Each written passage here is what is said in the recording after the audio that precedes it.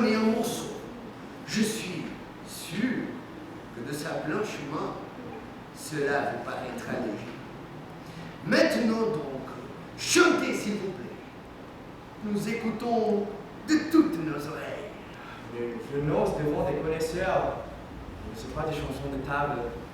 Puisque madame l'a ordonné, vous ne pouvez vous en dispenser. Donc, je ferai comme je prie.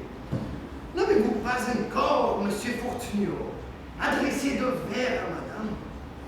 Voyez, l'occasion se présente. Silence, silence, laissez-le chanter. Une chanson d'amour surtout. N'est-il pas vrai, monsieur Fortunio?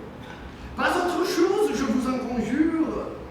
Madame, priez-le, s'il vous plaît, qu'il nous chante une chanson d'amour. On ne saurait vivre sans cela. Je vous en prie, Fortunio. Di tanto levar frecciata do teu olhar.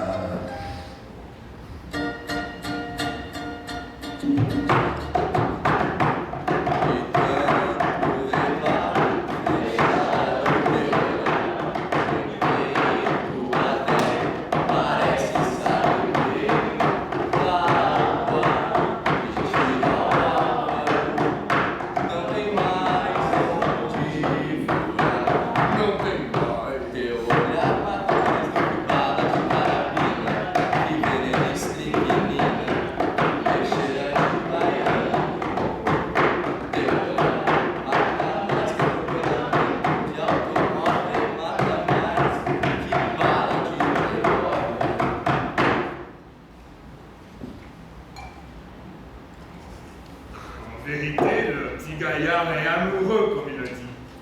Il en a les larmes aux yeux. Allons, garçon, bois pour te remettre. C'est quelques grisettes de la ville qui t'aura fait ce méchant cadeau-là. Je ne crois pas à monsieur Fortunio l'ambition si roturière. Sa chanson vaut mieux qu'une grisette. Qu'en dit madame? Et quel est son avis? Très bien. Donnez-moi le bras. Allons prendre des cachets. Vite, monsieur Fortunio, offrez votre bras, madame. Avez-vous fait ma commission? Oui, madame. Tout est dans l'étude. Allez maintenant dans ma chambre. Je vous y rejoins dans un instant.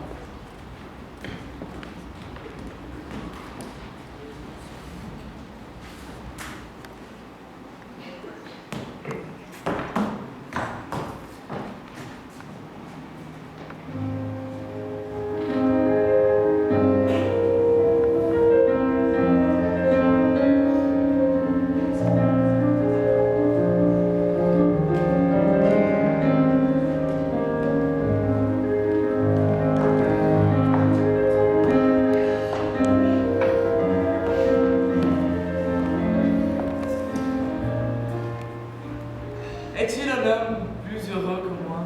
J'en suis certain. Jacqueline m'aime. Elle me quitte. Jacqueline m'aime et à tous les signes qu'elle m'en donne, il n'y a pas à s'y tromper. Déjà, me voilà bien reçu. Fêté. Soyez dans ma maison. Elle m'a fait mettre à table à côté d'elle. Si elle sort, je l'accompagnerai. Quelle douceur, quelle voix, quel sourire. Déposons ici cette boîte qui renferme quelques bijoux. C'est une commission secrète et Jacqueline sûrement ne tardera pas à venir. Êtes-vous là, Fortunio? Oui, voilà votre écrin, madame. Ce que vous avez demandé.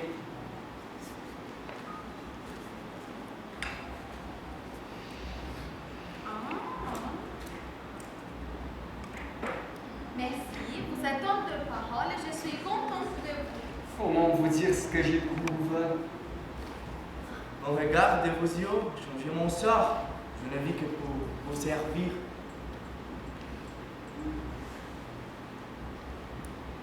Vous nous avez chanté à table une jolie chanson tout à l'heure. Pour qui est-ce donc qu'elle est faite? Me la voulez-vous donner par écrit? Elle est faite pour vous, madame. Je meurs d'amour. Et ma vie, elle est à vous. Vraiment, je croyais que votre refrain dépendait de celle qu'on aime. Ah, Jacqueline, aie pitié de moi. Ce n'est pas dire que je souffre. Depuis 2 ans, à travers cette charmille, je suis à la trace de vos pas. Depuis 2 ans, sans jamais peut-être vous ayez su mon existence, vous n'êtes pas sorti ou rentré. Votre ombre, tremblante et légère, n'avait apparu derrière vos rideaux. Vous n'avez pas ouvert votre fenêtre.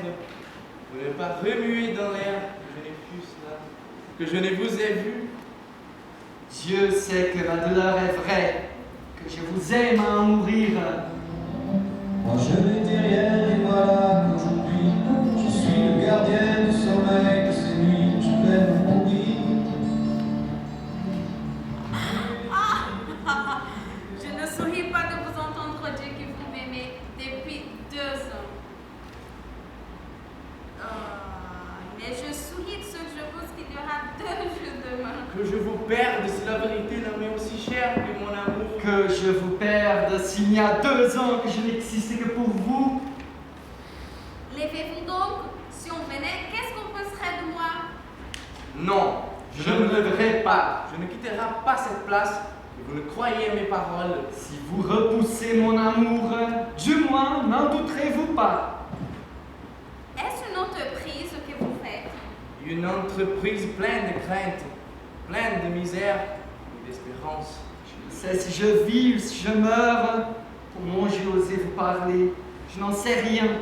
Ma raison est perdue. J'aime, je souffre. Il faut que vous le sachiez. Vous le voyez. Mais ne Vous me va-t-il plaignez.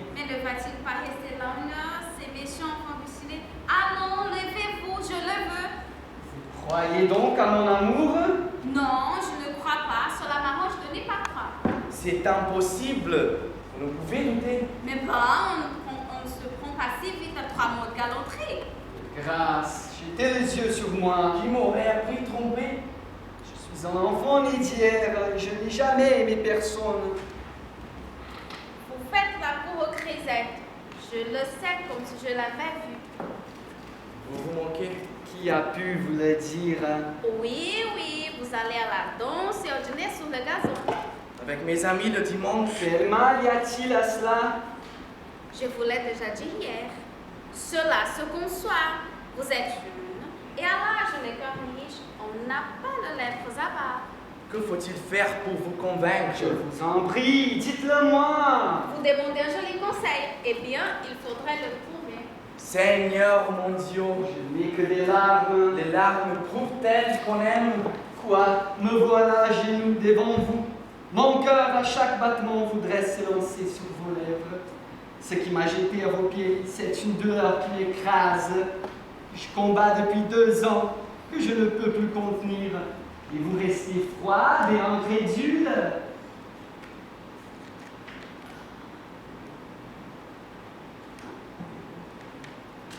Debout, on vient.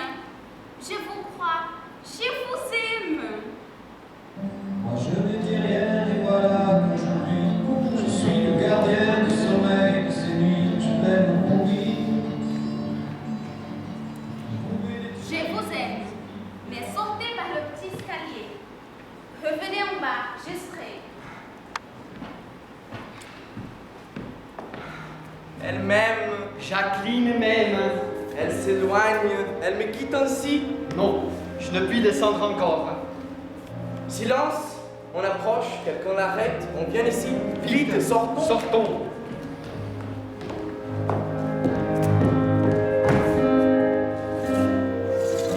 La porte est fermée en dehors. Je ne puis sortir. Comment faire? Si je descends par l'autre côté, je vais rencontrer ceux qui viennent. Venez donc, venez donc un peu. C'est le capitaine qui monte avec elle. Cachons vite et attendons. Il ne faut pas qu'on me voie ici.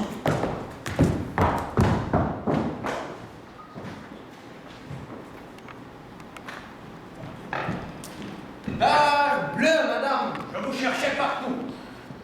Que faisiez-vous donc toute seule? Dieu soit loué, fortune abattue. Vous me laissez dans un tête-à-tête qui n'est vraiment pas supportable. Qu'ai-je à faire avec Maître André, je vous prie? Et justement, pour nous laisser ensemble, quand le vent joyeux de l'époux doit me rendre plus précieux l'aimable entretien de la femme. Ce singulier, que veut dire ceci? J'ai été montée sur une ablette. C'est une chaîne de conduire ma portée. Voyons un peu, source des anneaux. Qu'en voulez-vous faire?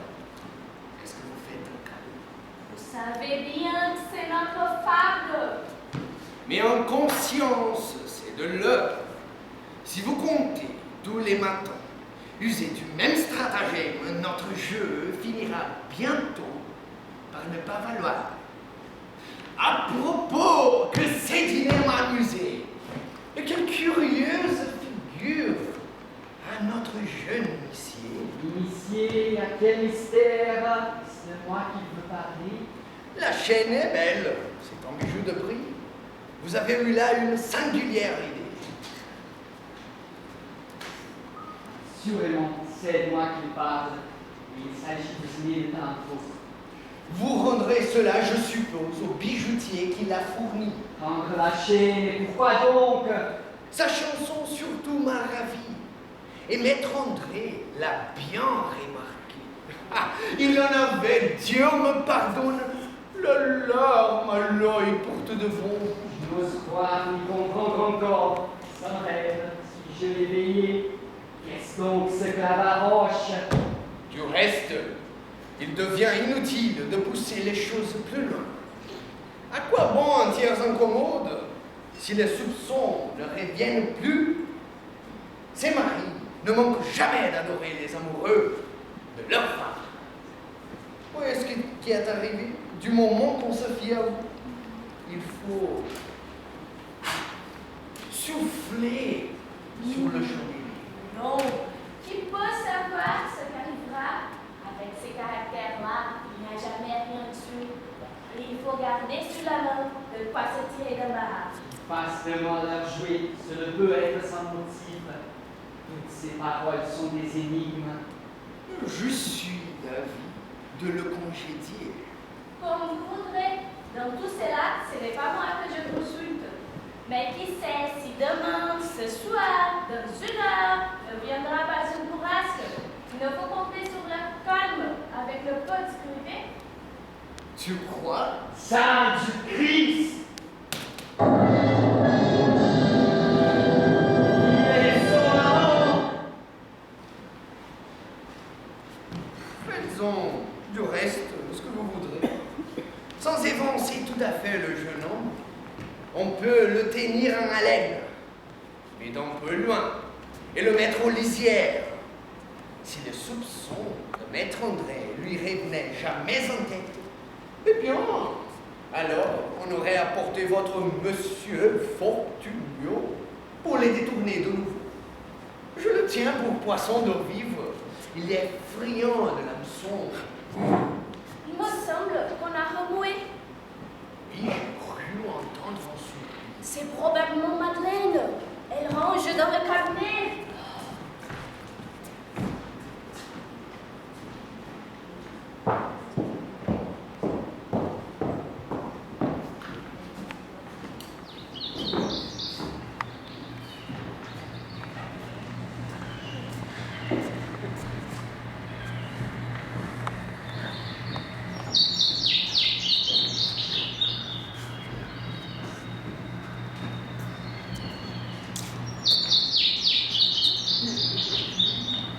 Madame, je vous menace.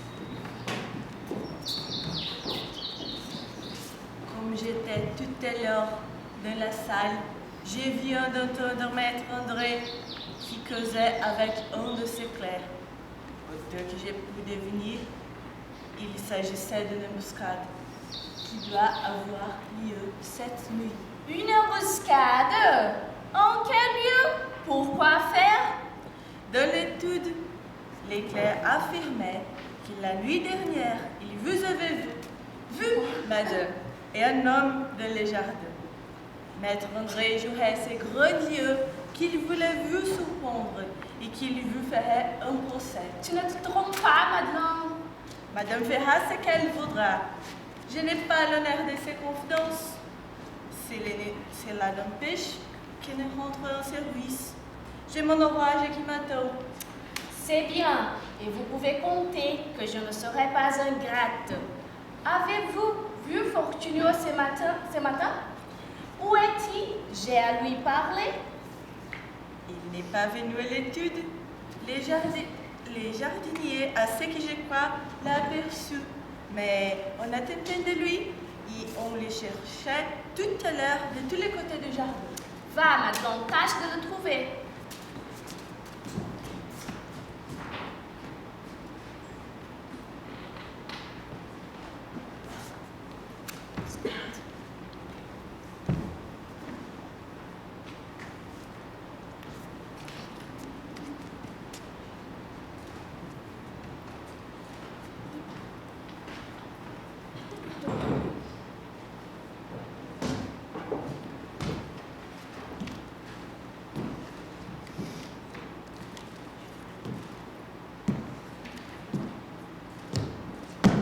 Que diantre se passe-t-il donc ici? Comment? Moi, qui ai quelque droit à l'amitié de Maître André, je pense, il me rencontre, ne me salue pas. Les clercs me regardent de travers. Qu'est-il advenu, je vous prie? Nous n'avons pas sujet de rire. Ce que j'avais prévu arrive, et sérieusement cette fois. Nous n'en sommes plus aux paroles cabaroches, mais à l'action. À l'action, que voulez-vous dire? Oui, que ces maudits clercs font le métier d'espion, qu'on nous a vu, que Maître André le sait, qu'il veut se cacher dans l'étude et que nous courons le plus grand danger. N'est-ce que cela qui vous inquiète? Assurément, que voulez-vous de pire? Qu'aujourd'hui nous leur échappions, puisque nous sommes avertis, ce n'est pas là le difficile. Vraiment, c'est là toute l'affaire. Il n'y a pas plus de mal que cela. Êtes-vous fou? Comment est-il possible que vous en plaisantiez? C'est qu'il n'y a rien de si simple que de nous tirer d'embarras. Maître André, dites-vous, est furieux. Oh oui. Et bien qu'il crie.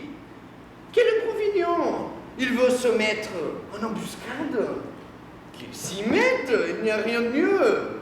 Les clercs sont-ils de la partie? Ils veulent surprendre la belle Jacqueline et son très humble serviteur. Qu'ils surprennent! Que voyez-vous là qui nous gêne? Je ne comprends rien à ce que vous dites. Faites-moi venir Fortunio. Où est-il fourré, ce monsieur? Comprends, nous sommes en péril et les drôles nous abandonnent. Allons, vite, avertissez-le. J'y ai pensé, on ne sait où il est et il n'a pas paru ce matin. Bon, c'est là impossible. Il est par là quelque part, dans vos jupes. Vous l'avez oublié, dans une armoire. Et votre servante l'aura par mégarde accroché au porte-manteau. Mais encore, en quelle façon peut-il nous être utile? Et ne voyez-vous pas que je m'apprête à lui faire le plus grand sacrifice? Il ne s'agit pas d'autre chose que de lui céder pour ce soir tous les privilèges de l'amour. Pour ce soir? Et dans quel dessein? Les dessins positifs et formels. Que ce digne Maître André ne passe pas inutilement une nuit à la belle étoile. Cela ne sera pas. Trouvez autre chose. Vous allez avoir une idée horrible et je ne puis consentir. Pourquoi horrible? Vous écrivez un mot à Fortunio. Vous le faites venir ce soir, sous prétexte d'un rendez-vous. Le voilà entré. Les clercs le surprennent et Maître André le prend au collet. Vous descendez là-dessous et demandez pourquoi on fait du bruit. On vous l'explique. Maître André, en fureur, vous demande à son tour pourquoi son se glisse dans son jardin. Vous rougissez d'abord quelque peu, puis vous avouez sincèrement tout ce qu'il vous plaira d'avouer. Que ce garçon visite vos marchands, qu'il vous apporte en secret des bijoux. Oh non, la vérité pure. Qu'y a-t-il là de si effrayant? On ne me croit pas. On croit toujours ce qui est vrai. N'est-ce donc pas, en effet, à vos commissions que vous employez ce jeune homme? Oh oui. Eh bien donc, puisque vous le faites, vous le direz. Et on le verra bien. Moins il trouvera, plus il cherchera. Mais qu'il trouve une fois pour toutes. Et nous en voilà délivrés. Écrivez donc, je vous en prie. À minuit, ce soir, au jardin. Mais c'est envoyer cet enfant dans un piège ou c'est le livrer à l'ennemi? Ne signez pas, c'est inutile. Franchement, ma chère, la nuit sera fraîche et vous ferez mieux de rester chez vous. Dites que vous ignorez tout et que vous n'êtes pour rien dans l'affaire. Mais ce mot d'écrit sera un témoin, Papa Roche. Allons, je vais donner cette lettre au jardinier. Fortunio l'aura tout de suite.